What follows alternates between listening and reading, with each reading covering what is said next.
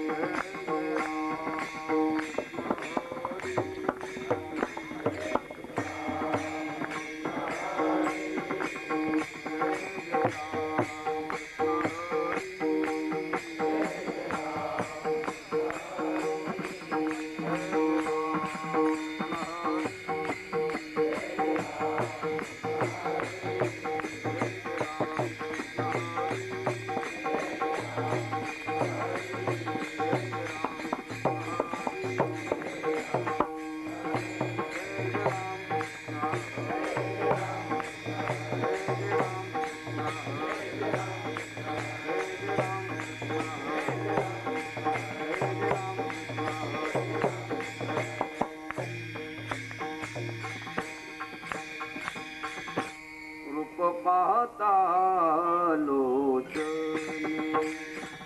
रूप पाहता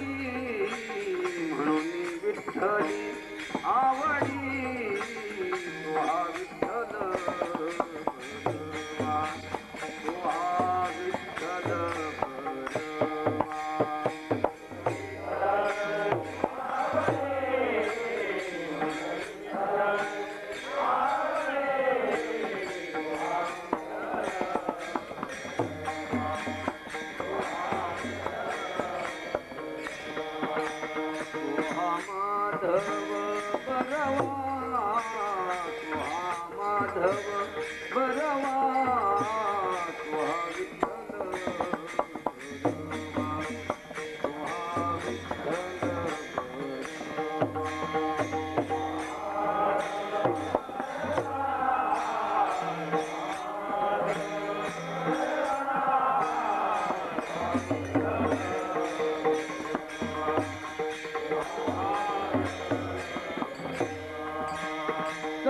सुखाचे आगर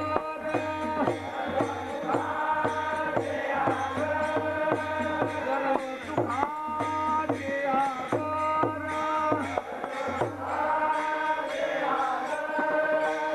वापर कुमा देवीवर वापर कुमा देवीवर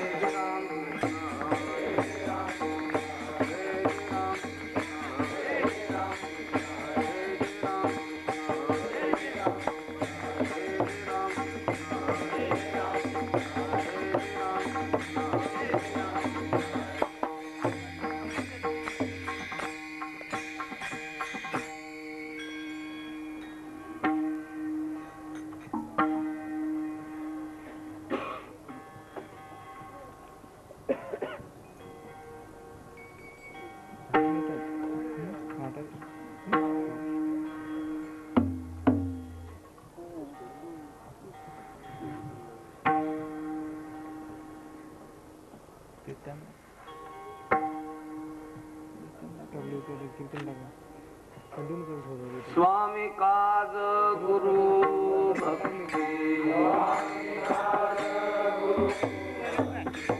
स्वामी काज गुरु भक्ती पितृवचन देवापती पितृवचन देवापती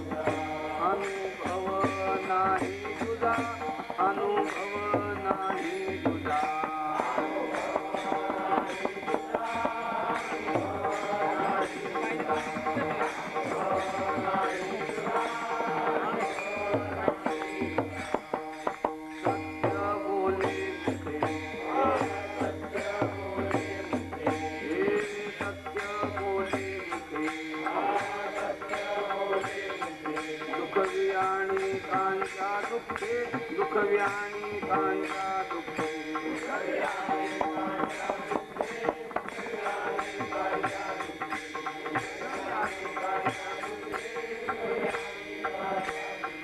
विष्णुची महापूजा विष्णुची महापूजा आन भाव नाही तुझा आन भाव नाही तुझा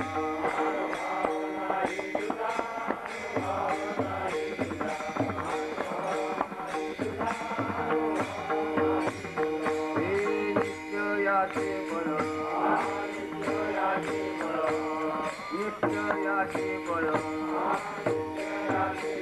तुका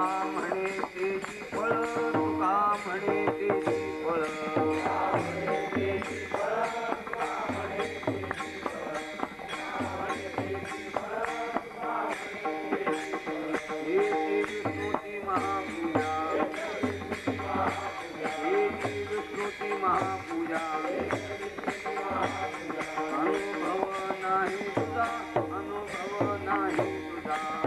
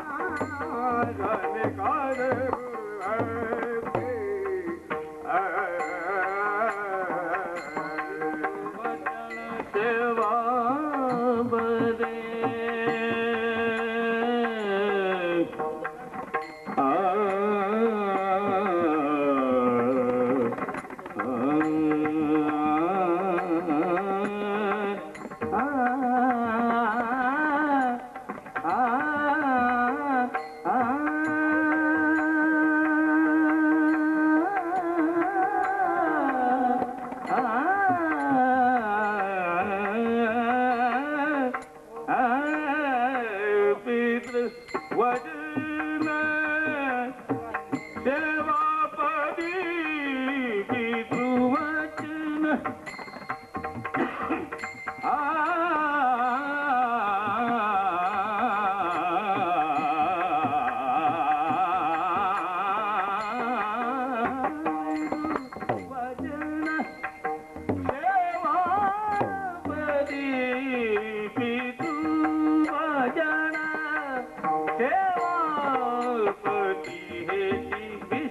महापूजा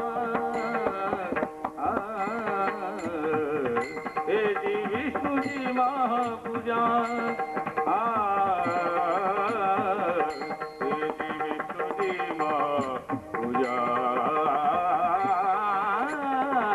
हे जी विष्णुजी महापूजा हे जी विष्णुजी महापूजा हे जी विष्णुजी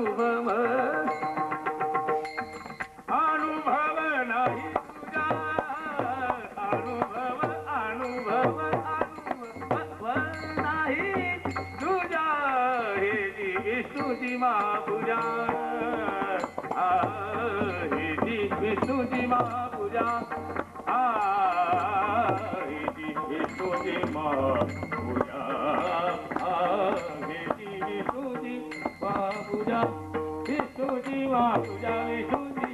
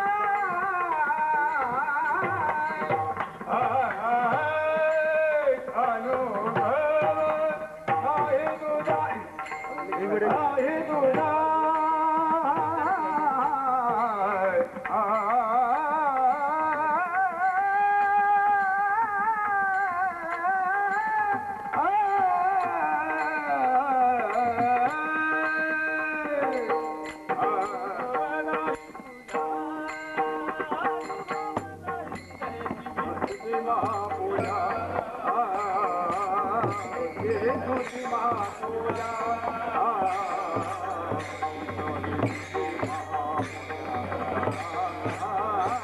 विष्णूची महापूजा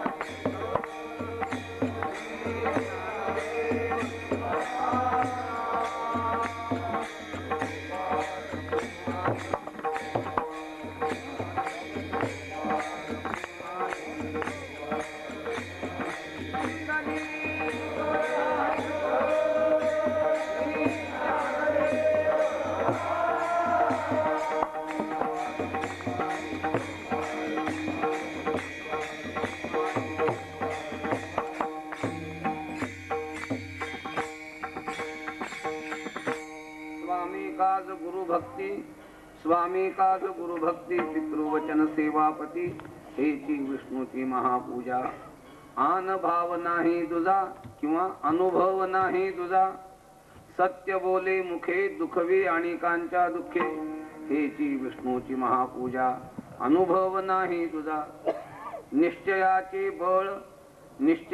बळ तुका म्हणे तेची फळ हेची विष्णूची महापूजा अनुभव नाही तुझा विठोबा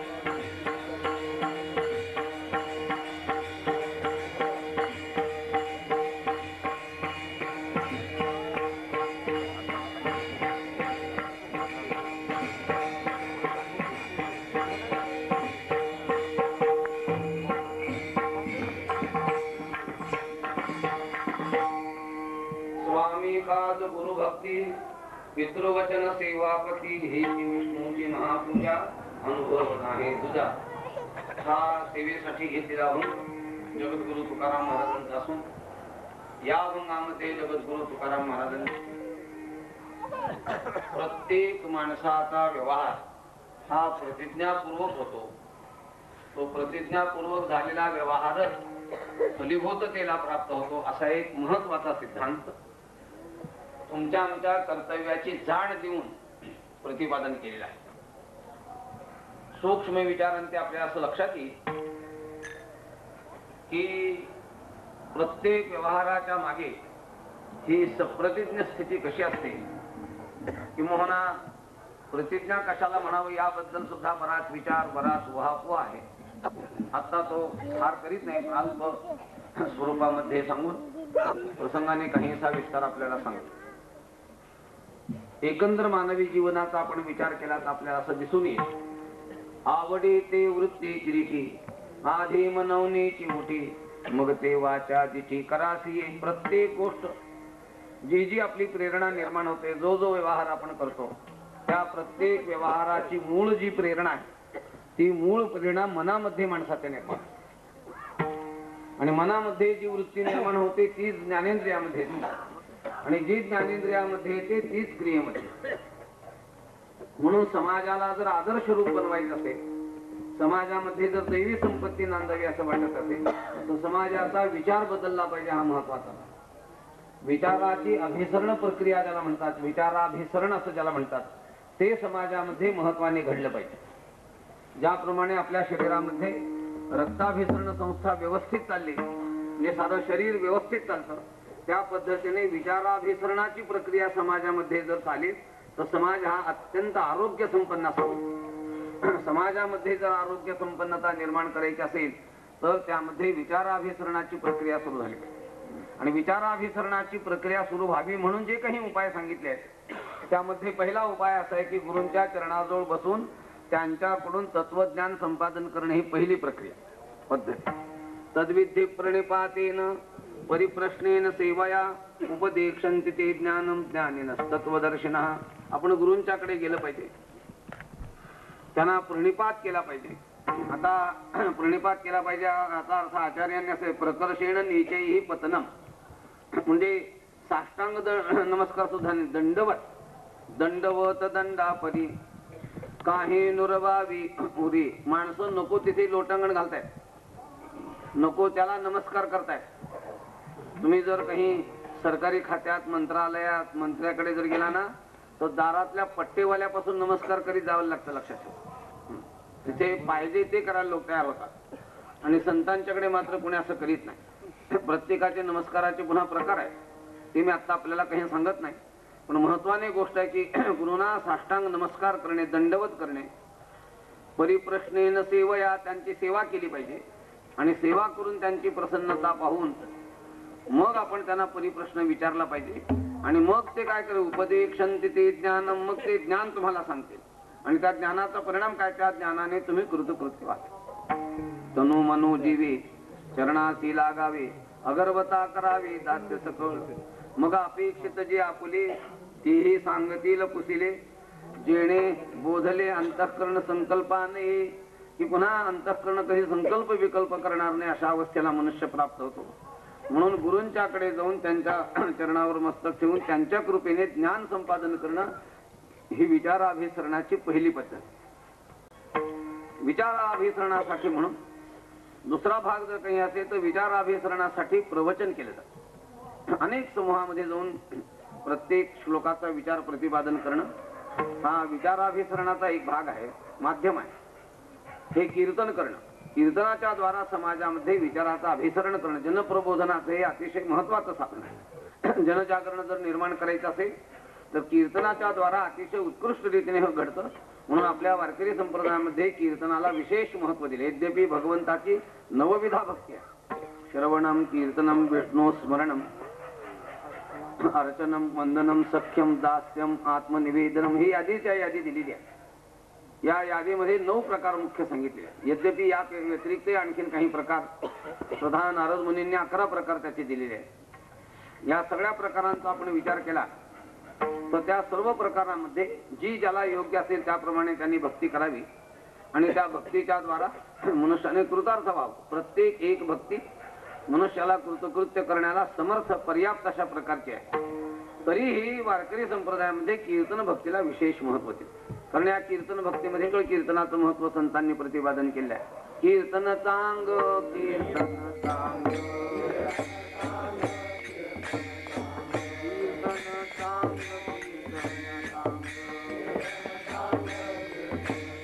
होय अंग हरि रूप होय अंग हरि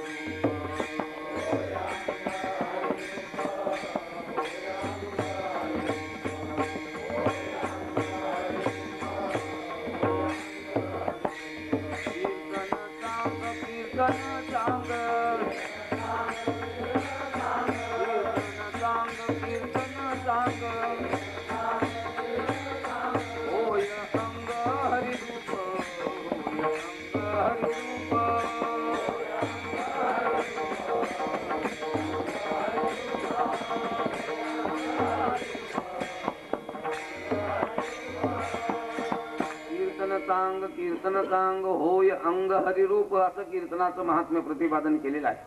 म्हणून कीर्तन हेही समाज प्रबोधनाचे एक साधन आहे. समाजामध्ये विचाराभिसरणाची दुसरी प्रक्रिया अशी आहे की ज्या प्रक्रियेमध्ये ग्रंथद्वारा ते लोकांच्या मध्ये देऊन ज्ञानेश्वर महाराजांनी ज्ञानेश्वरी लिहिली, जनप्रबोधनासाठी लिहिली. 5 ही ग्रंथ महाराजांनी जे लिहिले ते तुम्हाला बोध करण्यासाठी, उपदेश करण्यासाठी. हीच परंपरा पुढे नामदेव महाराजांनी, नाथ महाराजांनी, जगद्गुरु तुकाराम महाराजांनी, निळोबा महाराजांनी अशी यादी केली. फार दादांच्या पर्यंत, तात्यांच्या पर्यंत ह्या सर्व मंडळींनी ग्रंथ निर्माण करून वाङ्मयद्वारा जनाला उपदेश करण्याचा प्रयत्न केला. कारण वाङ्मयद्वारा विचाराचा अभिसरण घडेल म्हणून त्याही माध्यमाचा त्याने उपचार केला. किंवा आताच्या नवीन एकंदर सुरुवातीप्रमाणे ही नियतकालिकाच्या द्वारे आपण जनप्रबोधन करू शकतो. म्हणजे विचाराभिसरणाची ही प्रक्रिया या अनेक कारणाने होते. किंवा दुसऱ्या शब्दात विचारधन वितरण ज्याला म्हणतात ते या मार्गाच्या द्वारे होऊ शकतं. म्हणून व्याख्यान, प्रवचन, कीर्तन, ग्रंथ ही सगळी साधनं त्याची आहेत. त्यामध्ये कीर्तनाचं महत्त्व विशेषत्वाने प्रतिपादन केलं. का प्रतिपादन केलं?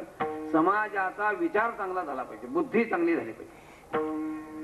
आता काही आयांची गोष्ट सोडून द्या, पण बहुतेक आया ज्यांना भारतीय संस्कार आहेत ते लहान मुलाला सुद्धा काय सांगतात की तू देवाच्या पाया पड आणि देवाला असं म्हण की मला चांगली बुद्धी दे. माणसाला चांगली बुद्धी मिळाली की माणसाची भावना चांगली होते, आचार चांगला होतो, सगळं चांगलं होतं. आणि अजून आपल्याला एक सांगून ठेवतो की याच्या पुढचा सगळा काळ ज्ञानाधारित राहील. ज्ञानाचं महात्म्य अधिक असेल आणि ज्याचं ज्ञान मोठं असेल तो श्रीमंत असेल. ध्यान ठेवा, ज्याचं ज्ञान मोठं असेल तो मनुष्य खरा समाजामध्ये प्रतिष्ठेला पावलेला असेल.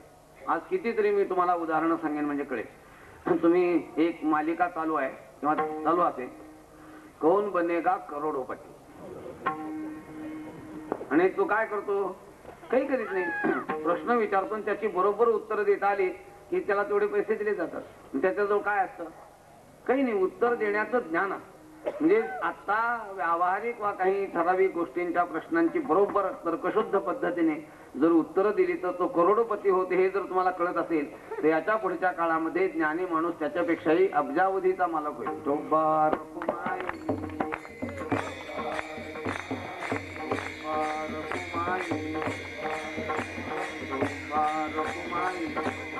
ज्ञानाची श्रीमंती पाहिजे ध्यानात. काही वेळा असं घडतं की ज्ञानाची श्रीमंती असते पण त्या ज्ञानाच्या श्रीमंतीला प्रसारासाठी जे माध्यम लागतं ते मिळत नाही. काही वेळा मोठ्या मोठ्या महापुरुषांनी असं लिहून ठेवलंय की मी या ग्रंथाचं चिंतन केलं, हे विचार लोकांच्या उपयोगाचे आहेत, हे प्रकाशित करावेत, हे खरं आहे, परंतु द्रव्याची अनुकूलता नसल्यामुळे करता येत नाही. वृत्ती प्रभाकराच्या बाबतीत दादांनी असं स्वतः लिहिलेलं आहे की द्रव्याची अनुकूलता जर झाली तर तोही ग्रंथ मी प्रकाशित करेन असं लिहिलंय. म्हणजे द्रव्य म्हणा, काही व्यावहारिक गोष्टी म्हणा, याची गरज असते. ती कशी असते ती तुम्हाला थोडक्यात सांगतो. ज्ञान हे मूळ ज्योतीसारखं आहे आणि मूळ जी ज्योत आहे ती स्वतः स्वयंप्रकाश अशा प्रकारची आहे.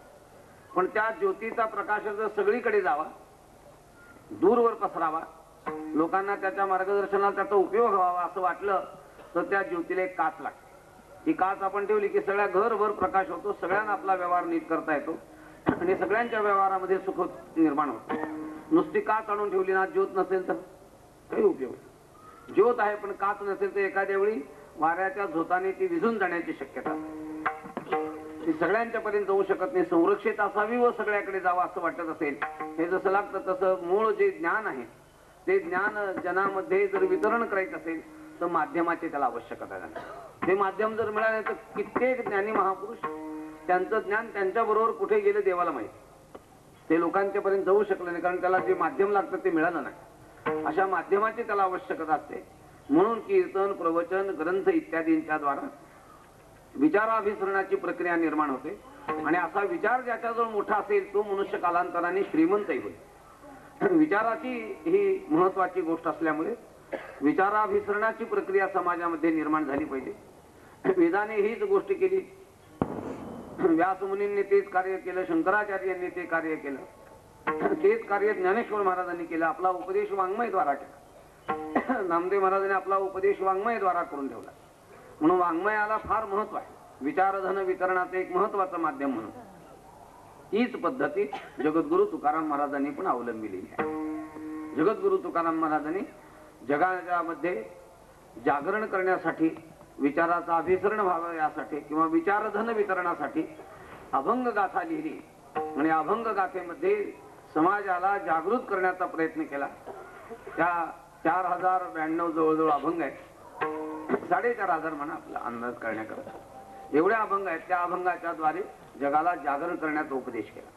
त्या एकंदर जनजागरणाच्या अभंगापैकी हा एक अभंग असा आहे की ज्या अभंगामध्ये तुमच्या आमच्या जीवनाच्या द्वारा आपल्या जीवनातले व्यवहार, आपले कर्तव्य, त्या कर्तव्याची जाण देऊन स्वकर्तव्याचा अनुष्ठान करणं हीच खरी ईश्वराची मुख्य पूजा आहे. बाकी ईश्वराची पूजा कोणती होऊ शकत नाही. आणि याचं सूत्र ज्ञानेश्वरीत आहे. तया सर्वात्मका ईश्वरा स्वकर्म कुसुमांची वीरा पूजा केली होय अपारा तोषा लागी.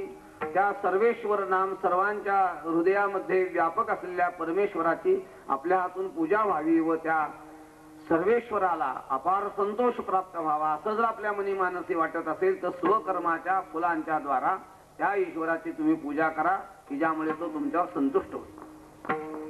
स्वतःच्या कर्तव्याची त्याला जाणीव करून देणं हा महत्वाचा भाग आहे आणि हीच खरी ईश्वराची पूजा असू शकते आहे असं निश्चयाने जगद्गुरु तुकाराम महाराज या ज्ञानेश्वर महाराजांच्या ओवीचं सूत्र किंवा या ज्ञानेश्वर महाराजांच्या ओवीचा विस्तार भाष्य त्याच्यावरच आहे की विवरण लिहावं अशा पद्धतीने जगद्गुरु तुकाराम महाराज सांगतात.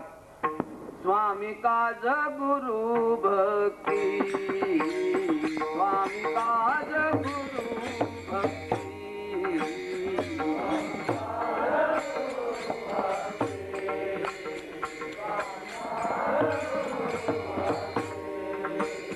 स्वामी काज गुरु भक्ती, स्वामी काज गुरु भक्ती,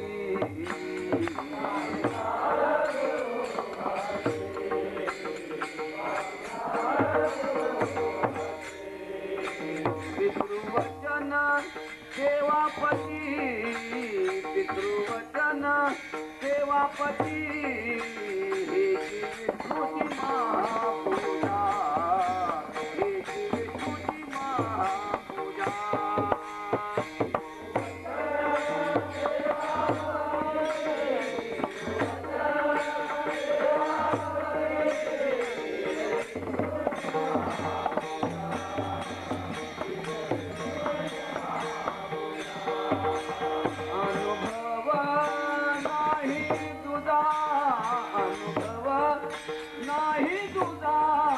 हे विष्णूची महापूजा, हे विष्णूची महापूजा.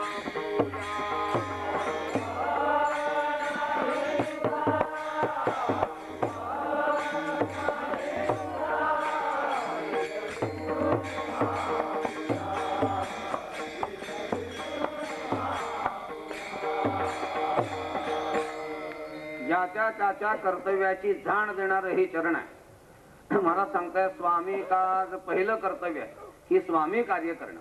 स्वामी शब्दाचे 3 महत्वाने अर्थ आहेत. तसे अनेक अर्थ होऊ शकतात.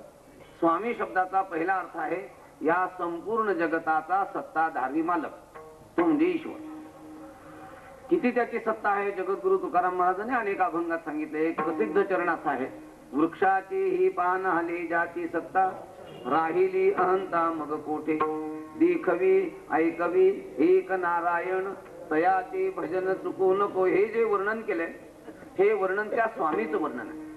या जगताचा तो स्वामी आहे, सत्ताधारी मालक आहे. उगाच आपण असं म्हणत असतो की मी करता आहे, भ्रम आहे. प्रपंचामध्ये उगीच माणसं सांगतात मी आहे म्हणून माझं घर चाललंय, मी आहे म्हणून माझं घर चाललंय, मी आहे म्हणून सगळा प्रपंच चाललाय. उगाच भ्रम आहे माणसाला. तात्या एक गोष्ट सांगायची, उन्हाळ्याचे दिवस एक बैलगाडी चालली आणि त्या बैलगाडीच्या खाली थोडी जी सावली पडली होती त्याच्या खाली एक कुत्रं चाललं आणि ते कुत्रं त्या गाडीच्या सावलीचा आश्रय करून चाललं होतं. पण काय म्हणत होतं, मी चाललोय म्हणून गाडी चालली, मी चाललोय म्हणून गाडी चालली. कुत्रं चाललंय म्हणून गाडी चालली नाही, बैल गाडी ओढतायत, पण ह्याला उगाच भ्रम. अगदी तशीच परिस्थिती आपली आहे की मी चालत करतोय म्हणून प्रपंच बरा आहे. आपल्याला उगाच वाटतं. आपले प्रपंचातले लोक सांगतात मी आहे म्हणून बरं चाललंय, मी आहे म्हणून बरं चाललंय. ते म्हणतात तुम्ही गेल्यावरच बरं चालेल.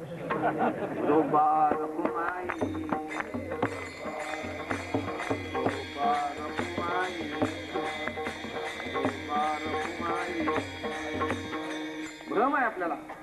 मानसाची देव चालवी अहंता, मी एक करता म्हणून. हे जगद्गुरु तुकाराम महाराजांनी हे घेऊन ठेवले की अरे देव तो चालवतो आहे, कशाला उगाच तो अभिमान धारण करतोस.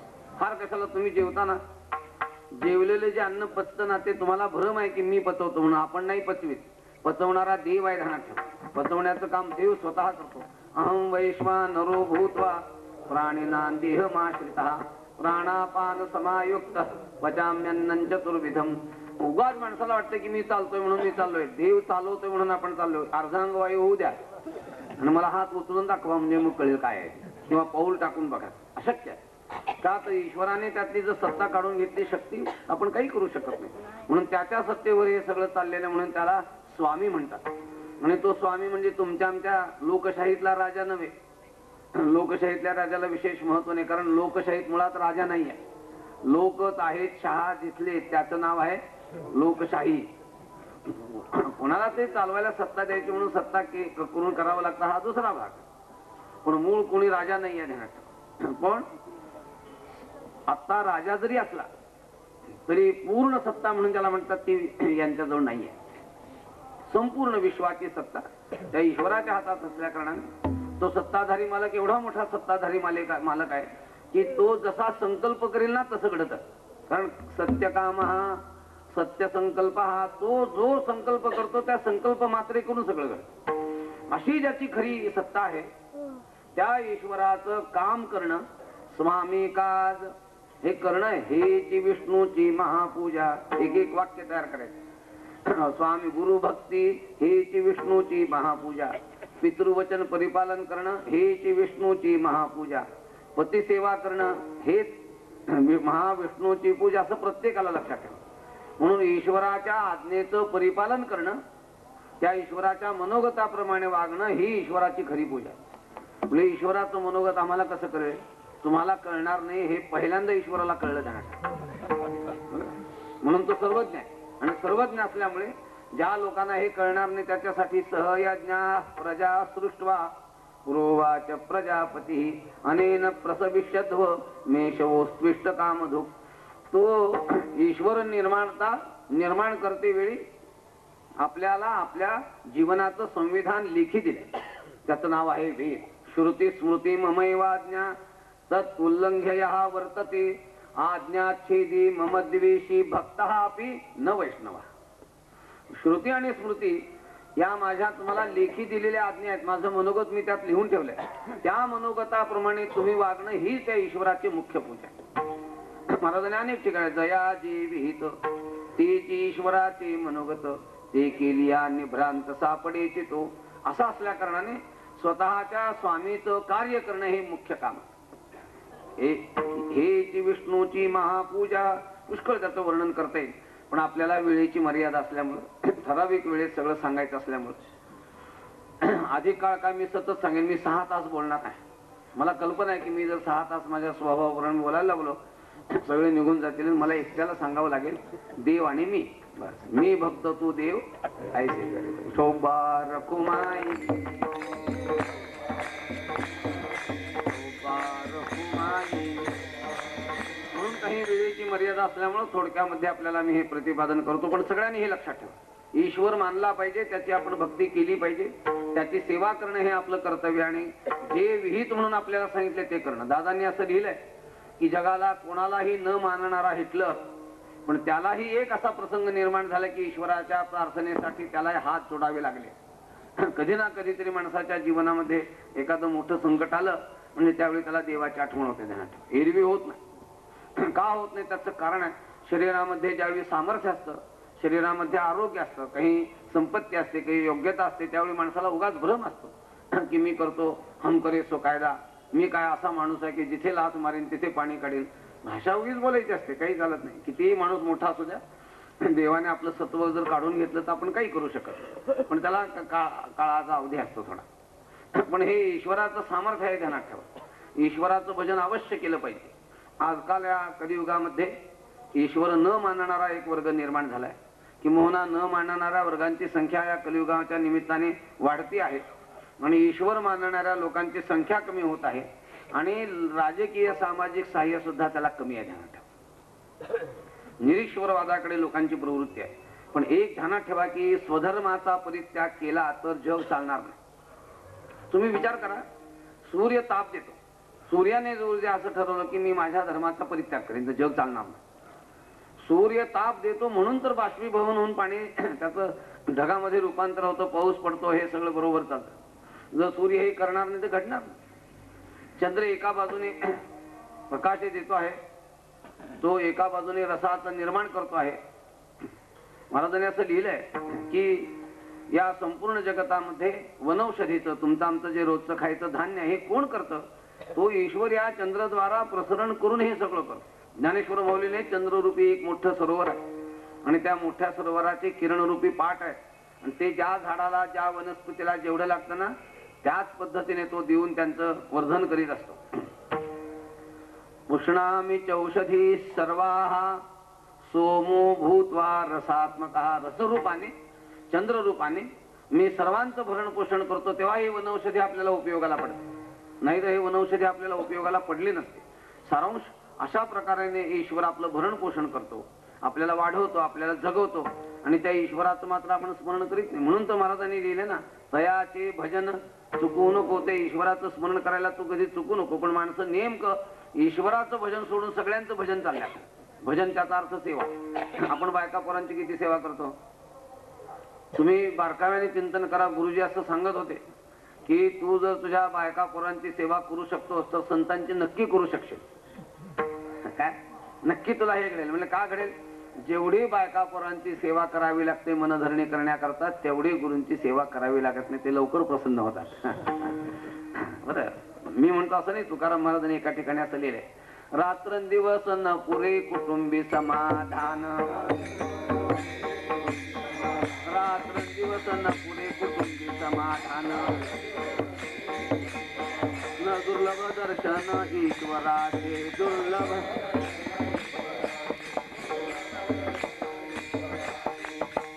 नवी आराणूक संसाराचे हाती सर्व काळ चित्ती हाती धंदा. त्यात महाराज असं म्हणत, देव धर्म सांदी पडिले सकळ विषयी गोंधळ गाजतसे. रात्रंदिवस न पुरे. रात्री परिश्रम, दिवसा परिश्रम, पैसा मिळवण्याचे परिश्रम, मुलांना अलंकार घालण्याचे परिश्रम, बायकोची सुधारणा करण्याकरता परिश्रम. सुधारणा करणं म्हणजे तिला लुगडं आणि अलंकार देणे ही तिची सुधारणा आहे, लक्षात ठेवायचं. ती नीट वागणं ही सुधारणा नाहीये.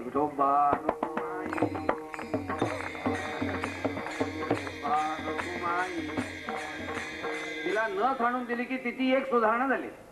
आता ती नथ घालीत नाही, आपल्याला नथ घालायला लावण्याची परिस्थिती निर्माण झाली. बरं, मी यासाठी आपल्याला सांगतोय की रात्रंदिवस तिच्या परिश्रमासाठी चालले, मुलांच्या करता चाललेले आहे. अन्न नाही, वस्त्र नाही, त्याच्यासाठी शिक्षण नाही, आरोग्य, औषध नाही, त्याच्यासाठी परिश्रम. त्यांना विचारलं, मी एवढे परिश्रम करतो, तुमचं आता समाधान आहे? ते म्हणतं, आमचं अजिबात समाधान नाही. जे रात्रंदिवस न पुरे कुटुंबी समाधान ते नाही. आणि घडलं काय, यांच्या सेवेमध्ये दुर्लभ दर्शन ईश्वराची, पंढरीची वारी नाही, आळंदीची वारी नाही, देवाच्या गावातल्या देवाचं दर्शन नाही, नवे देवाऱ्यात ठेवलेल्या देवाचं घ्यायला वेळ नाही. आता काय करायचं? कितीतरी आमचे विद्यार्थी, त्याला म्हटलं काय रे तू वारी का नाही करीत? म्हणून तू काय करता? बायको सोडित नाही. अरे बायको सोडित नाही नव्हे, तू बायकोला सोडत नाहीस, खरा त्याचा अर्थ आहे. तू सोडून तर बघ खरं येते का तुझ्या बरोबर? ढोबार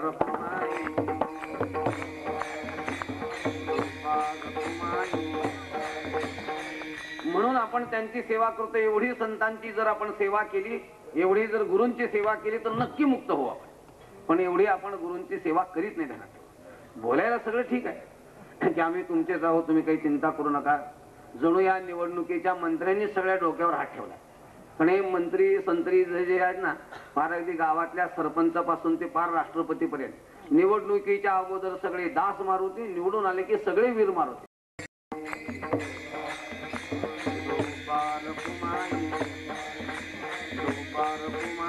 यासाठी आपल्याला सांगतो आहे की त्या ईश्वराचं भजन केलं पाहिजे. एक दादा गोष्ट सांगत असे. एका पतीने एका आपल्या पत्नीची सुधारणा केली, आता सांगितली. म्हणजे तिला नथ, मग ती नथ केल्यामुळं ती सगळ्या गावभर फिरायची, सगळ्या नातेवाईकांच्या मध्ये फिरायची आणि प्रत्येकाने विचारायचं, बाई तुमची नथ बरीक नथ आहे बुवा. आता बाईच्या नाकात नथ असो का नसो, मी गोष्टीतली सांगायला लागलो. नथ बरीक नथ, काय नथ आहे बुवा, अतिशय सुंदर. त्यामुळं ती काय म्हणायची कुठे गेली की, अहो तुम्हाला कल्पना नाही, आमचे सोनार बुवा इतके चांगले आहेत की अतिशय उत्कृष्ट नथ केली. सोनार बरीक सोनार, असा जगामध्ये कुठे सोनार असणार? जिथे जाईल तिथे नथेचं वर्णन, जिथे जाईल तिथे सोनाराचं वर्णन. एके दिवशी एका साधूकडे ती बाई आणि साधूना त्याने सांगितलं, महाराज माझी नथ कशी गवा, छान उत्तम आहे. महाराज म्हणाले, काय सोनाराचे उपकार सांगावेत, इतकी सुंदर नथ केली की मी जाईल तिथे लोक म्हणतात अगदी या नथेमुळं अगदी तुम्ही म्हणजे रंभात बस फार अगदी उठून दिसता वगैरे वगैरे. म्हणजे सौंदर्याला देखणेपणा प्राप्त व्हावा इतकं महात्म्य तुमचं आहे आणि ते सगळं नथेला वैभव आहे. ते म्हणले हे सगळं वैभव आमच्या सोनार बुवांचं आहे. असे सारखे सोनाराचं नाव घेत साधूलाही ते सांगितलं. साधूने सांगितलं, बाई तुला असं मी विचारतो, ज्या सोनाराचं तू एवढं वर्णन करतेस त्या सोनाराने जी ही नथ करून दिली त्याच्याबद्दल मला एक दोन प्रश्न तुला विचारायचे. या नथेला जे सोनं लागलं ते तू दिलंस का सोनाराने दिलं? म्हणजे सोनं माझ्या नवऱ्याने मला दिलं, ते मी त्याला दिलं. हे जे मोती आहेत हे मोती तुझ्या आहेत का सोनाराचे आहेत? ते म्हणजे मोती पण माझ्याच आहेत. या नथेमध्ये जो खडा आहे तो खडा तुझा आहे का त्याने तुला उसना दिला होता? ते म्हणजे माझाच आहे. खडा सगळे मोती त्याला आतनं ओवायला लागतं. ते तार सोन्याचे आहेत, चांदीचे म्हणले सोन्याचे आहे. ते सोनं कोणाचं म्हणले ते घरचं माझं. म्हणजे हे सगळं तुझं. मग सोनाराने काय केले त्यातलं? सोनाराने नाही, हे सगळं अतिशय उत्तम. बघा ना, सगळं लोक नाव घेतात, आपल्याला काय म्हणणे अतिशय सुंदर आहे. मग इतकी सुंदर तुम्ही सुद्धा ज्या नथेला म्हणता, एवढं सुंदर त्याला रूप देण्याचं कार्य त्यांनी केलं. हे जे इतकं सौंदर्य त्याला प्रदान केलं, हे तुझ्यावर आभार उपकार म्हणून फुकट करून दिलं, काही मजुरी घेतली त्याची? वा वा, कर्णावळ अगदी त्या मानाचीच दिली आहे. बस कोणी देत नाही तेवढी कर्णावळ दिली. म्हणजे फुकट केलं नाही, कर्णावळ त्याची घेतली. म्हणजे आणि कर्णावळ घेऊन सोनं तुझं, मोती तुझा, खडे तुझे, सगळं तुझं. फक्त त्याने रचना काय बुद्धी कौशल्याने केली, मजुरी घेऊन केली, तर त्याचं एवढं तू नाव घेतेस. तुला मला असं विचारायचं आहे की तुला जर देवाने नाकच दिलं नसतं तर काय केलं असतं? ती नथ कुठे डोक्याला अडकवली असतीस का पापणीला घातली असतीस?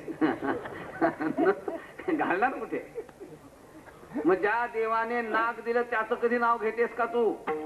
तर त्याचं तू नाव घेणं महत्वाचं आहे, नथ करणाऱ्या सोनाराचं नाव घेण्यामध्ये महत्वाचं नाही. म्हणून स्वामी का आज पहिलं कार्य जर असेल तर ईश्वराची सेवा हे पहिलं कार्य आहे की ज्याने आपल्याला दिली इंद्रिये हात पाय कान डोळे मुख बोला या वचन तेणे तू जोडसी नारायण नासे जीव पण भवरोग. त्या ईश्वराचं स्मरण करणं हे पहिलं काम आहे. हीच ईश्वराची पहिली पूजा.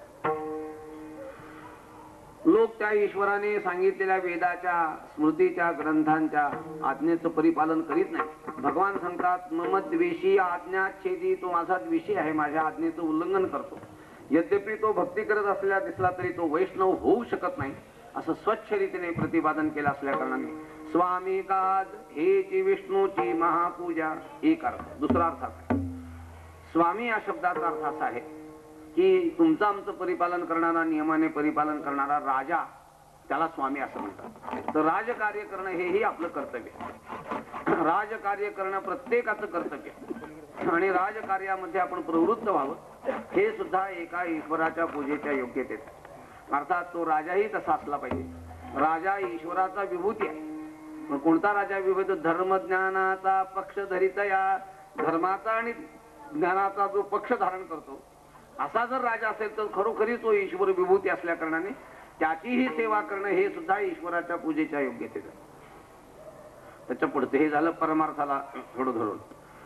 त्याहीपेक्षा सामान्य दैनंदिन व्यवहारामध्ये आपल्या उदरनिर्वाहासाठी जर आपण एखाद्याकडे नोकरी करीत असलो तर ज्याची आपण नोकरी करतो तो मालक तोही आपला स्वामी असतो. कारण तो आपल्याला द्रव्य देतो म्हणून आपण जगतो ना. काही मी थोर लोक असे पाहिलेले आहेत अत्युच्च कोटीचे की त्या खुर्चीवर बसण्यापूर्वी, त्या ऑफिसमध्ये जाण्यापूर्वी पायरीला नमस्कार करून जाणारे मी बघितले. आधुनिक विद्याविभूषित. त्यांना विचारलं तुम्ही इथे नोकर आहात, मोठ्या अधिकारावर आहात, जाताना त्या पायरीला नमस्कार करून का जाता? त्याचं कारण म्हणाले मी या संस्थेत काम करतो म्हणून मला पोटभर खायला मिळतं, ते नाही तर मला मिळणार नाही म्हणून त्यालाही नमस्कार करतो. म्हणजे किती भावना आहे बारकाव्याने तुम्ही चिंतन करा. असे जर लोक निर्माण होतील तर बोनस द्या म्हणून भांडण करण्याचं कधीच कार्य घडलेलं नाही. बोनस म्हणजे मलिदा जो आपल्या पिढीला बाप दाद्यांचाच मिळालेला आहे. चूक आहे का? कायद्याला नियमाला आपल्या संस्कृतीला धरून नाही आहे. मी एका कामगार संघटनेने मला बोलवलं. मी म्हटलं मी येणार नाही, मला तुम्ही बोलू नका, मी तुमच्या विरुद्ध सांगणार. मला कशाला बोलावतो तुम्ही? नाही म्हणजे विरुद्ध सांगितलेलं हरकत नाही पण तुम्ही या. मग गेलो मी तिथे. त्यांना सांगितलं की स्वामी का तुम्ही ज्यांच्याकडे नोकरी करता ते तुमचे मालक आहेत, तुम्हाला जगवणार आहेत, तर तुम्ही संपावर जाता हा दोष आहे. तुम्ही काम कमी करतात हा दोष आहे. बोनस मागता हा दोष आहे. असं सगळं मी त्यांना सांगितलं. त्या कारखान्यामध्ये आजही तिथे संप होत नाही.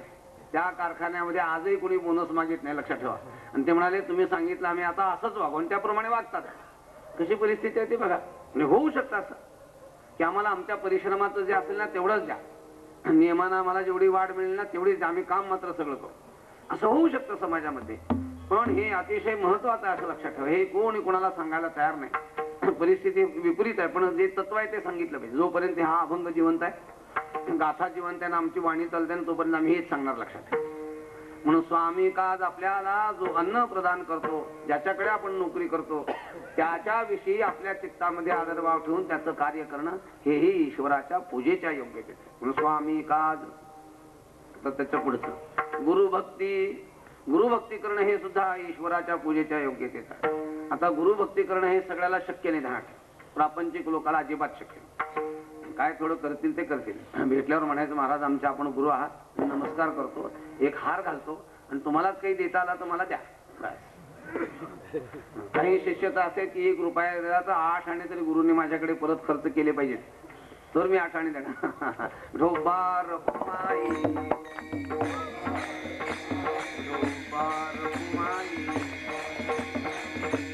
गुरु सांगतात की तन मन धन वाणी सगळं समर्पण करणं हे गुरु शरणागतीचं वैभार. अहम वाचा चित्तांग देवोनिया शरणदिघ महोदधिका गांगरी गाले जैसे. आता आम्ही अनेक ठिकाणी जातो, अनेक लोक अनुग्रहित आहेत. ज्याच्या घरी जातो तो म्हणतो की मी तन मन धनाने तुम्हाला समर्पण आहे, आणि खरंच जर तेवढे समर्पण मला झाले तर माझ्यासारखा मोठा माणूसच नाही. सगळ्या गावात घर, सगळ्या गावातली श्रीमंती माझीच, असं होत नाही. करणं केलं तर वाईट नाही, लक्षात ठेवा, केलं तर करा, माझं काय म्हणणं नाही. मला असं त्याचा अर्थ नाही. आपल्या गुरुला खरंच सर्वस्व समर्पण करा. गुरुजी तर असं सांगायचे की आपल्या द्रव्याचा काय आपण उपयोग करायचा. आपल्या द्रव्याचा पहिला उपयोग आपण पहिल्यांदा खायला शिकायचं, भोगायचं आपण स्वतः. काही श्रीमंत मी असे बघितले की आपला पैसा आपण स्वतः वापरत नाही, मेल्यावर सगळं देऊन जातात, काय शिल्लक ठेवून जातात बँकेत, पण स्वतः खात नाही. गुरुजी म्हणायचे अरे आम्हाला देऊ नका, पण खा तुमचं तुम्ही कपडे वापरा, पण नाही, करीत नाही.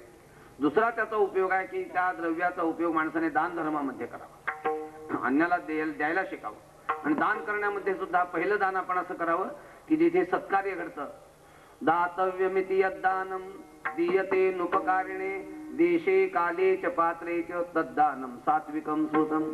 सात्विक दानाचं हे रूप आहे की प्रत्युपकार निरपेक्षतेने. आता संक्रांत येणार आहे, आता इथे जमलेल्या बायांना सोडून माझे हे सांगणं आहे. तुम्ही म्हणाल बाबा असं का? त्याचं कारण मला बाहेर जाईपर्यंत त्याने मला घेरावं घालू नये एवढ्या करता. आणि मग काही बाया मला विचारतात, महाराज तुम्ही गेल्यावर का होत नाही, पण आमच्याविषयी तुमचं काय मत आहे? जे मी कीर्तनात सांगितलं तेच मत तुमच्याबद्दल आहे. बस फक्त तुम्ही मला अडवून येऊ नये आत्ता नाही म्हणत एवढं.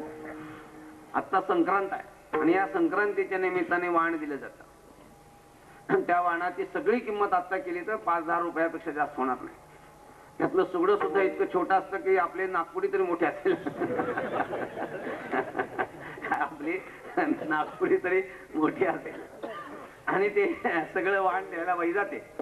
पण बाईला देवाने डोकं असं विलक्षण दिलेलं आहे की त्या डोक्यामध्ये कसं देवाने त्याला ज्ञान दिले मला माहिती नाही. ज्ञानेश्वर माऊली सांगते की ते वाण देताना अशाच बाईला ती वाण देते की ज्या बाईकडून परत वाण आलं पाहिजे आपल्याला. ज्या बाईकडून परत वाण येण्याची शक्य नाही त्याला ती देतच नाही. जा आता काय म्हणून ती येते नुपकारीने, परत फेड ज्याच्याकडनं होणार नाही त्याला दिलं पाहिजे. देश योग्य देश पाहिजे, काल योग्य पाहिजे आणि ज्याला देतो तो पात्र. अशा सगळ्या गोष्टी एकत्र येऊन दान घडत नाही. पण असं घडलं पाहिजे. दानाच्या पुढची गोष्ट आहे कोणती? समर्पणाची. सद्गुरूंना समर्पण करणं, काया वाचा मने करून शरण होणं अतिशय कठीण आहे. कीर्तनात सांगायला ठीक आहे पण वागणं अतिशय कठीण आहे, ध्यानात ठेवा. पण गुरुभक्ती करणं, गुरुभक्ती अनेक प्रकाराने करता येते. शरीराने करता येते, वाणीने करता येते. शरीराने करायचं म्हणजे काय? आता मी आपल्याला सांगितल्याप्रमाणे देवद्विज गुरुप्राज्ञ पूजनम शौचमार्यवम ब्रह्मचर्य महिंसाच शारीरं तप उच्यते.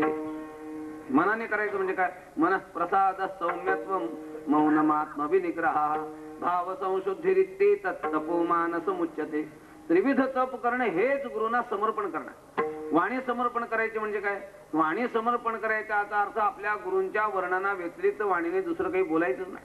तुकाराम महाराजांनी व्रत केलं, बोलणेची नाही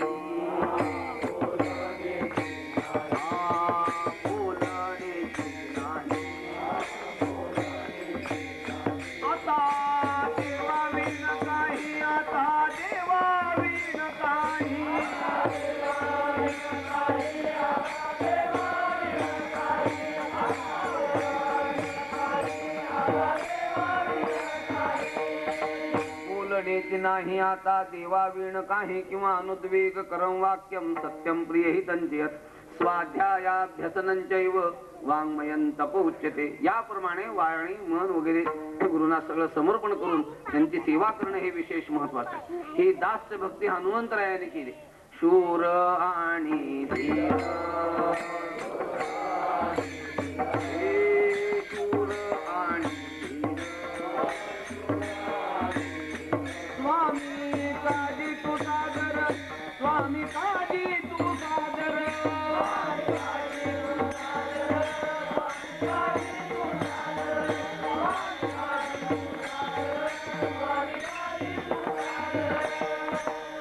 आणि धीर स्वामी काजी म्हणजे स्वामी कार्य करण्यामध्ये, दास्य भक्ती करण्यामध्ये हनुमंतरायांचा फार मोठा वाटा आहे, मोठा अधिकार आहे.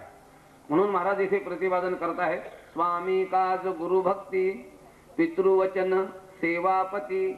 आपल्या पित्याचं वचन परिपालन करणं. अनेक उदाहरणं त्याला देता येतील. रामचंद्र प्रभूचं महत्वाने वर्णन आहे की रामचंद्र प्रभूंनी स्वतः राजा दशरथाने दिलेलं वचन, कैकेयीला दिलेलं वचन, पण त्या वचनाचं परिपालन करायला मात्र रामचंद्र प्रभू निघाले. बऱ्याच त्या संवादामध्ये गोष्टी आहेत त्या ऐकण्यासारख्या. सगळ्या गोष्टी त्या भरताचा संवाद ऐकण्यासारखा आहे.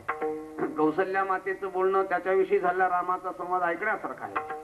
त्यातल्या एक दोन गोष्टी तुम्हाला सांगतो की ज्यामुळे आता आपल्या या वचनाचा खुलासा होईल. तेच सगळं चरित्र आपल्याला आता सांगायचं नाही, म्हणजे रामायण नाही सांगायचं. रामायणातला काही भाग जो आपल्याला आता उपयुक्त आहे तो आपल्याला सांगतो म्हणजे कळेल. ज्यावेळी रामचंद्र प्रभू सिंहासनाचा परित्याग करून वनात निघून जातात आणि कैकेयी ज्यावेळी दशरथाला हे वर मागते आहे, तिने जर असं मागितलं असतं की माझ्या भरताला राज्य द्यायचं चांगलं होतं, काही त्यात वाईट काहीच नव्हतं. पण ती म्हणते तसं नाही, भरताला राज्य द्यायचं पण रामाला 14 वर्ष वनवास. मोठी गंमत आहे. म्हणजे रामाच्या वनवासात तिला आनंद आहे. मोठी चिंतन करण्यासारखी गोष्ट आहे. लोकांची प्रवृत्तीच असेल की दुसऱ्याच्या वाईटपणाने आनंदी होणारा वर्ग आहे, लक्षात ठेवा. काय चांगलेपणानं दुःखी आणि वाईटपणाने आनंदी. एक गृहस्थ पेढे वाटायला निघाले, पहिला दुसरा तिसरा चालले. एक गृहस्थ चौकस होता, पेढे वाटतात ते ठीक आहे, मी पेढा घेणार नाही. कशाचे कळवू द्या मग घेतो. मीच पेढे देतात म्हणून मी घेणार नाही, कारण सांगा म्हणजे मग घेतो. तुला काय करायचं म्हणलं, माझ्या कारणावरून तुला पेढा देतो, तू घे. तुम्हाला मी तसं घेणार नाही. तुम्हाला मुलगा झाला का? आणि त्याने विचारायला सुरुवात म्हणले नाही. तुमचा मुलगा पास झाला का? म्हणले नाही. काही इमारत बांधली का? नाही. काही तुमच्या घरी समारंभ झाला का कोणता? म्हणलं काही नाही. मग हे पेढे कशाचे? काही नाही, आमचा शेजारचा बाळा नापास झाला त्याचे. काय माणसांची प्रवृत्ती बघा. म्हणजे दुसऱ्याच्या दुःखाने सुखी होणारा असा एक वर्ग आहे. आणि असा असल्या कारणाने काही जर कोणी बाई अशा वृत्तीचे निघाले त्याला काही म्हणायचं कटकटी. कारण दुसऱ्याचं वाईट झालं की तिला बरं वाटतं. बाकी तीच गोष्ट पुरुषांची, ते बाया पुरुषाचं असं तुम्ही समजू नका. म्हणून तर हे उगीच लोकांच्या मध्ये फूळ आहे की स्त्रियांना नीट वागवलं नाही, चूल मूल करून ठेवलं. इतके मूर्ख आहेत हे लोक की बोलायची सोय नाही. अजून काही दिवसांनी लक्षात ठेवा, 33% झाले म्हणजे किती राहिले आता? 50 व्हायला 17 राहिले. 17% राहिले. 50 झाले की दुराचाराचा प्रश्नच नाही. बस एक बाई एक पुरुष, एक बाई एक पुरुष, एकाला एक, एकाला एक. आता काय दुराचाराचा प्रश्न आहे?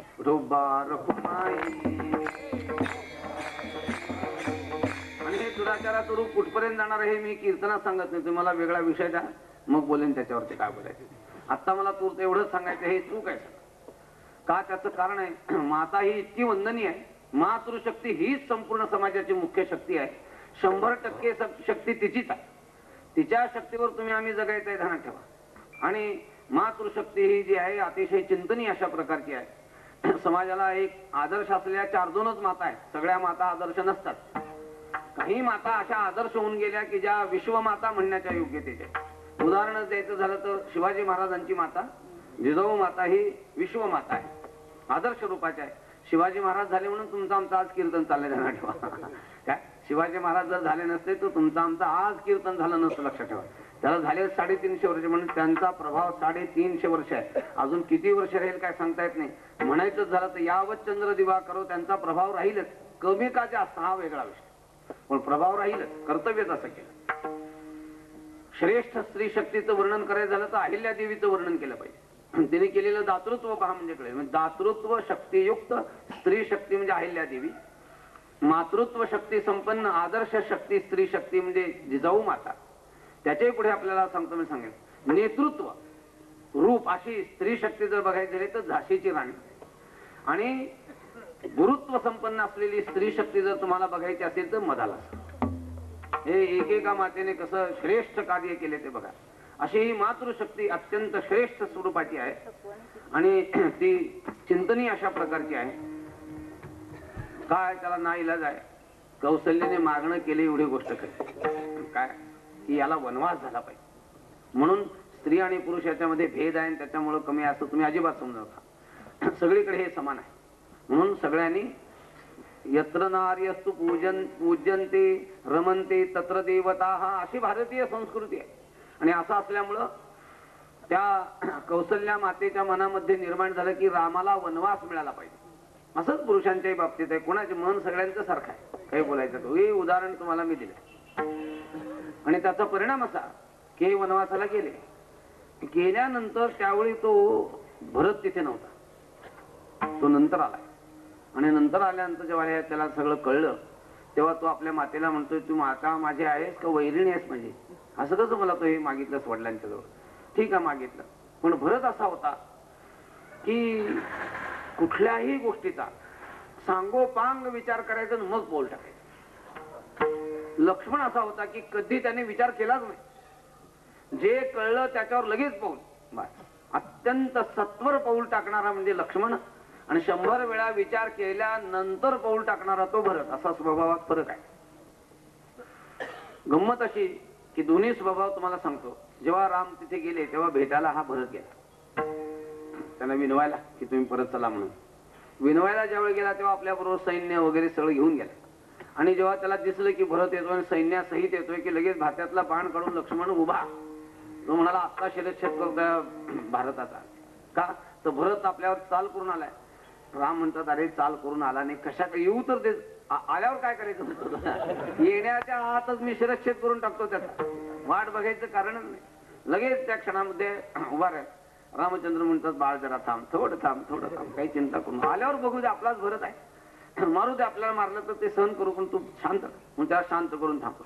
आणि आल्यानंतरचा संवाद आहे. त्या संवादामध्ये काही प्रश्न आहे. काय संवाद आहे? संवाद असा आहे की भरत म्हणतो की राजा रामचंद्र प्रभू, तू माझा वडील बंधू आहेस.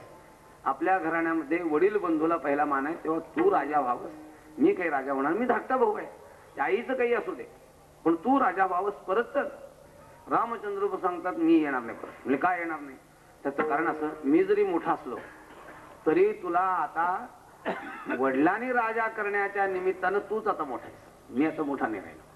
मी जरी जन्माने मोठा असलो तरी वडिलांनी आणि आईने दोघांनी विचार करून जर तुला मोठं केलं, राज्यपदावर बसवलं, तर तूच मुख्य आहेस. वडील जन्माला येतो तो वडील नाही.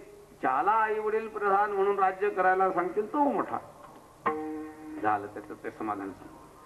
पुन्हा तो सांगतोय की समजा मला देवाने हे दिलं असलं, म्हणजे वडिलांनी आईने, मी तुला हे राज्य देतो, तू घे.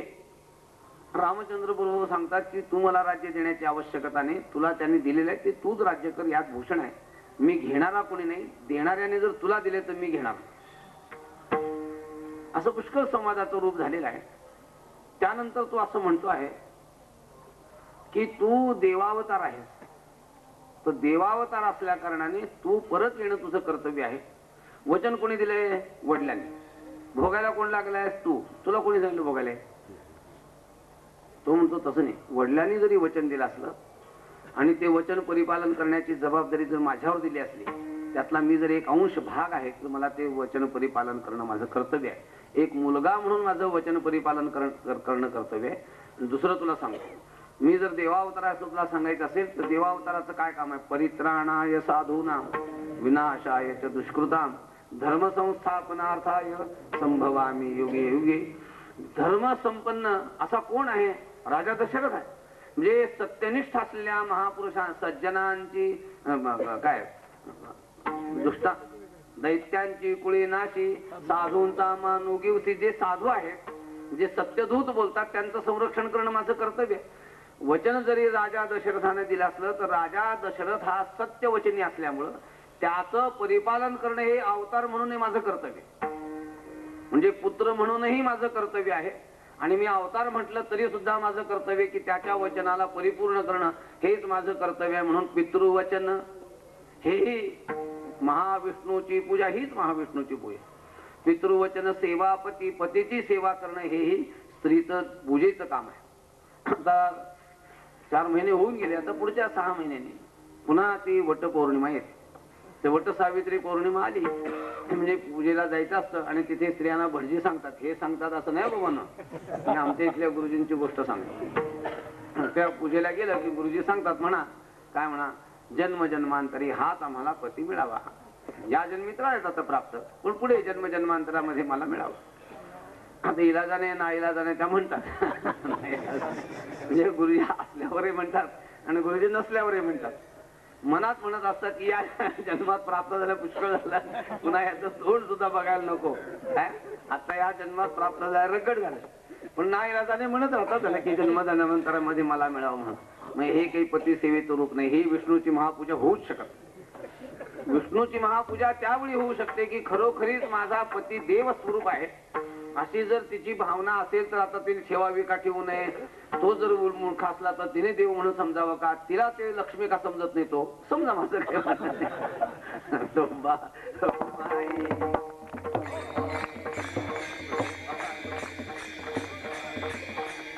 मोठी गंमत आहे त्याच्यामध्ये. झालं लक्ष्मी समजण्याची काही माझी तक्रार नाहीये. तुम्ही बारकाव्याने चिंतन करा म्हणजे तुम्हाला कळेल की शास्त्राने दोघांनाही कर्तव्याची जाण दिलेली आहे.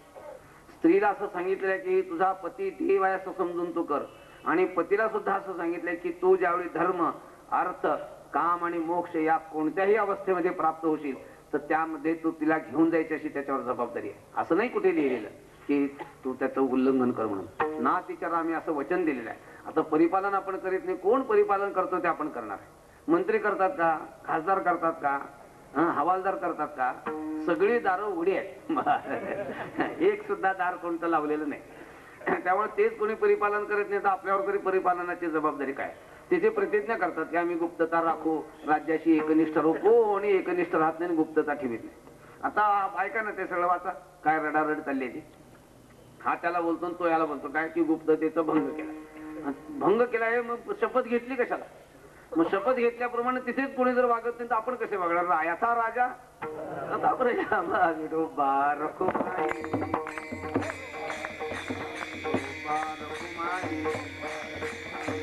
पण आपण दिलेलं वचन आहे की मी धर्म अर्थ काम आणि मोक्ष याच्यामध्ये मी तुला बरोबर ठेवे. त्याच्याही पुढचं आपल्याला सांगतो म्हणजे गुरुजी असं गमतीदार म्हणायचे नाही की पतीची जी कामगिरी आहे ती अशी आहे की तिने त्याला सर्वस्वी स्वीकारलं असल्या कारणाने पहिलं तिचं उदरभरण करण्याचं काम पतीचं. दुसरं काम त्याचं आहे की त्याला स्त्रीच्या लज्जेचं रक्षण केलं पाहिजे. चौथं काम त्याचं असं आहे की तिला ज्ञान दिलं पाहिजे, धर्माचरण केलं पाहिजे आणि आपल्याबरोबर बोधाबरोबर तिला कृतार्थ केलं पाहिजे. आत्ता लोक काय पाहतात? एवढं पाहतात की हा विद्वान आहे का, शिकलेला आहे का, आपल्याला पैसा पोटभर काही देऊ शकतो का, इत्यादी गोष्टी पाहतात. फार तर थोडासा धर्माचरणाचा विचार. पण मला हा मोक्ष देईल का असं कधी कोणी बघत नाही. मोक्ष देईल का असं कोणी बघत नाही. गुरुजी म्हणायचे की या बायांना एकत्र करायचं लग्न होण्याच्या पूर्वी आणि सगळ्या बायांना असं सांगायचे की माझ्या शरीराचं रक्षण केलं पाहिजे, माझ्या लज्जेचं रक्षण केलं पाहिजे, माझ्या धर्माचं रक्षण केलं पाहिजे, मला मोक्ष दिला पाहिजे, तर मी तुला वरणार नाही तर वरणारच नाही. असं जर तिला शिकवलं मला नक्की सांगता येईल की कोणाचंही लग्न होणार नाही. लग्नच होणार नाही कोणाचं. पण बाया मूर्ख आहेत, चांगल्या आहे, पुरुषांचं भाग्य आहे की तुम्ही त्यांचा उद्धार केला नाही तरी आपल्याला वरतात. नशीब समजा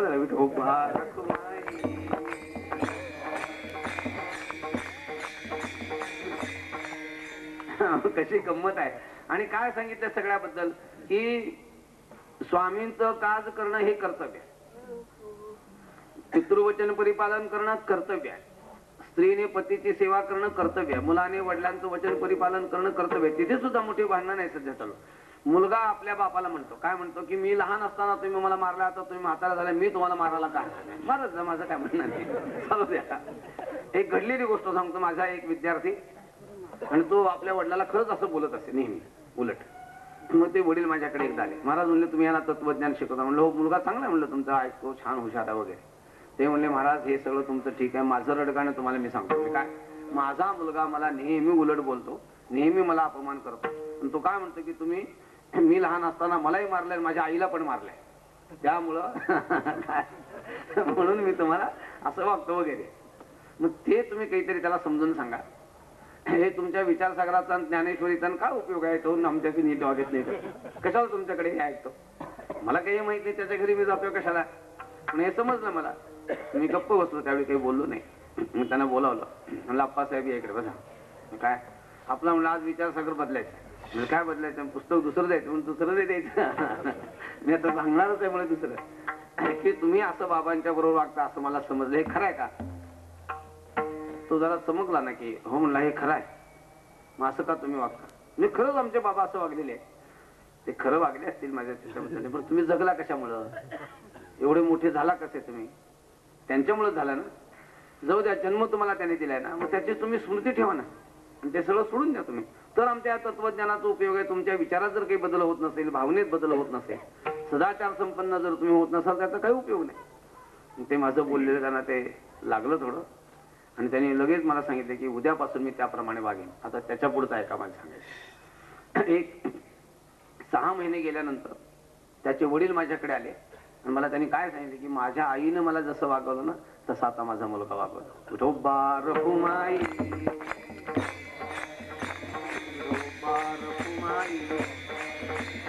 याचा अर्थ असा आहे पितृवचन सेवापती. मुलाला तसं बंधन आहे, तसं स्त्रीला बंधन आहे, पुरुषाला बंधन आहे. आणि ही सगळी कर्तव्याची जाण आहे. काय घडलं, या इंग्रजांनी आपल्या डोक्यावर कर्तव्याच्या ठिकाणी हक्क आणून बसवला. त्यामुळं भांडणं सुरू आहे. ज्यावेळी कर्तव्याची जागा हक्क घेतो त्यावेळी कलह निर्माण होतात आणि हक्काच्या जागी ज्यावेळी कर्तव्य येतं त्यावेळी परस्पराविषयी जीवाभावाची मित्रता निर्माण होते. स्त्रीचं संरक्षण करणं हा पुरुषाच्या कर्तव्याचा भाग आहे. स्त्रीने पतीची सेवा करणं कर्तव्याचा भाग आहे. मुलाने आपल्या आई वडिलांची सेवा करणं कर्तव्याचा भाग आहे.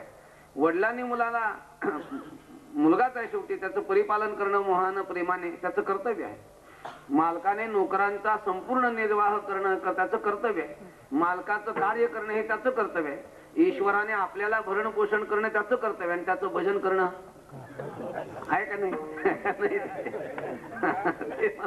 नाही म्हणा, तेवढं मात्र नाही म्हणा. म्हणजे माझ्या कीर्तनाचा फार निकालच लागला. तुम्ही करू नका म्हणजे जरा समजून घ्या का नाही. आता तर हो म्हणा की भजन कर, भजन करणं आमचं कर्तव्य एवढं तर म्हणा. असं म्हणा म्हणू नका, मी तुम्हाला सांगतो. आपलं भजन करणं आपलं कर्तव्य आहे. आता उलट करा. ईश्वराने आपल्याला परिपालन करण्याचं काम केलं. परिपालन केल्याचं काम केलं काय? आमचं त्याने परिपालन करावं म्हणजे आमचं परिपालन करून घेणं हा आमचा हक्कच आहे. काय ईश्वराने काय जास्त केलं? वडिलांनी मुलांना दिलं, मुलांना जर मुलगा म्हणतो वडिलाच्या इष्टीचा मी हक्कदारच आहे. जास्त काय केलं त्यांनी? नोकर म्हणतो मी काम जर करतो तर निर्माण झालेल्या उत्पादनाचा अधिकारी मी आहे, माझा हक्क आहे त्या उत्पादनावर. त्याच्यामुळे सगळी भांडण आहे. तो जर असं म्हणेल की माझं करणं कर्तव्य आहे आणि मालक जर म्हणेल की याचं भरण पोषण करणं माझं कर्तव्य आहे तर कोणालाच उणं पडणार नाही. पण मालकही विचार करतो की मी याला काम करून घेतो पण याच्या जगण्याचा मी विचार करायचं कारण नाही. उद्या जर जास्त व्हायला लागलं तर दिवाळं काढून कुलूप लावून बंद करीन पण ह्याला पाळणार नाही, असा मालक निर्माण झाला. नोकरी म्हणायला लागले की आमच्या मेहनतीवर होतं तर आम्हाला मिळालं पाहिजे. हीच गोष्ट की स्त्रीचं परिपालन करणं हे पतीचं कर्तव्य आहे आणि पत्नीने त्याची सेवा करणं तिचं कर्तव्य. अशी कर्तव्याची बुद्धी झाली तर कोणाचंच भांडण होणार नाही. पण स्त्री म्हणते माझी लज्जा रक्षण करणं, याला माझं वस्त्र अन्न इत्यादी सगळं मी तुमच्या स्थितीतनं घेणारच कारण माझा तो हक्क आहे. भांडणाला सुरुवात होते. कर्तव्याची जागा हक्काने घेतली की भांडणाला सुरुवात. पण जगद्गुरु तुकाराम महाराज सांगतात हे तुमचं स्व कर्तव्य आहे आणि ज्याने त्याने आपलं स्वतःच कर्तव्य करणं हेची विष्णूची महापूजा, हेची विष्णूची महापूजा.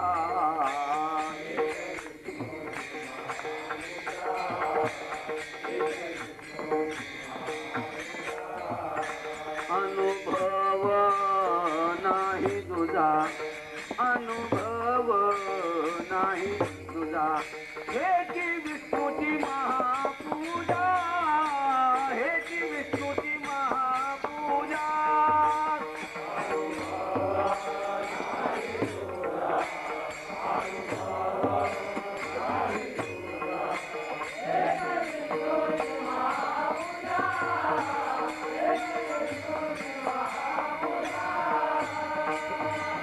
महाविष्णूची पूजा, अनुभव नाही तुझा, हेची विष्णूची महापूजा. हेची विष्णूची महापूजा.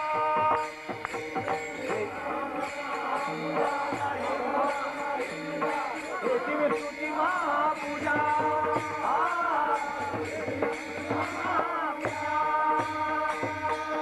हेची विष्णूची महापूजा. महाराजांना सांगतात की हीच विष्णूची महापूजा. नाही ते एकीकडे पूजा करायची ना आपण मनाने मात्र भलतच करायचं हे चालत नाही. म्हणून महाराज म्हणतात ही विष्णूची महापूजा. का? त्याचे दोन अर्थ आहेत, दोन पाठ आहे. पहिला पाठ आहे आन भाव नाही तुझा, जे विष्णूच्या पूजेचा दुसरा प्रकार नाही. हाच प्रकार आहे सगळ्यात चांगला प्रकार. कितीतरी लोक पूजा करतात पण स्वकर्तव्य करीत नाही. कितीतरी स्त्रिया देवाची पूजा करतात. नवरा ओरडतोय पाणी मला मिळत नाही म्हणून. आमचं काही म्हणणं नाही. काय बोलतील काही विचारू नका. आणि देवाने त्यांना तोंड चांगलं व्यवस्थित दिलेलं आहे, योग्य वापर करू द्या. दुसरं काय म्हणायचं म्हणजे मग कोणी सेवा करणार नाही का? आहे तर ज्या सेवा करतायत त्यांच्याच पोटी चांगली मुलं जन्माला येऊन कार्य आपलं करतात. कुणातरी मातेच्या पोटी अशी मुलं जन्माला येत नसतात. तुम्ही मुलगा वाईट निघाला तर कोणाला शिवी देतात लोक? पहिल्यांदा आईवर येऊन माईवरून पहिल्यांदा शिवी देतात. ज्या ठेवा बापावरून कोणी शिव्या देत नाही. देत नाहीत असा त्याचा अर्थ नाही, देतात पण क्वचित, कमी प्रमाणात. का? त्याचं कारण आहे की संस्कार प्रदान करण्याचं पहिला जन्मगुरु कोण? माता. विठोबा रखुमाई, विठोबा रखुमाई, विठोबा रखुमाई. सांगण्याचा हेतू असा की ही विष्णूची महापूजा आन भाव नाही तुझा दुसरा प्रकार नाही. तुम्ही जर अन्य प्रकाराने कराल तर ते पूजेचं एक प्रतीक आहे.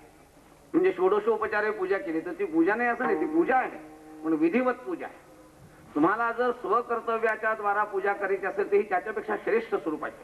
तुकाराम महाराजांनी असं लिहिलंय, हे आपलं कर्तव्य करणं तर ठीकच आहे पण तुम्हाला जर उद्या तुमचं कर्तव्य करता आलं नाही, तुम्हाला जर विधिवत पूजा करता आलं नाही तर तुम्ही काय करा, निदान पक्षी मत्सर कोणाचं करायचं नाही एवढं ठरवा. कोण्याही जीवाचा न घडो मत्सर, कोण्याही जीवाचा न घडो मत्सर, वर्म सर्वेश्वर पूजनाची.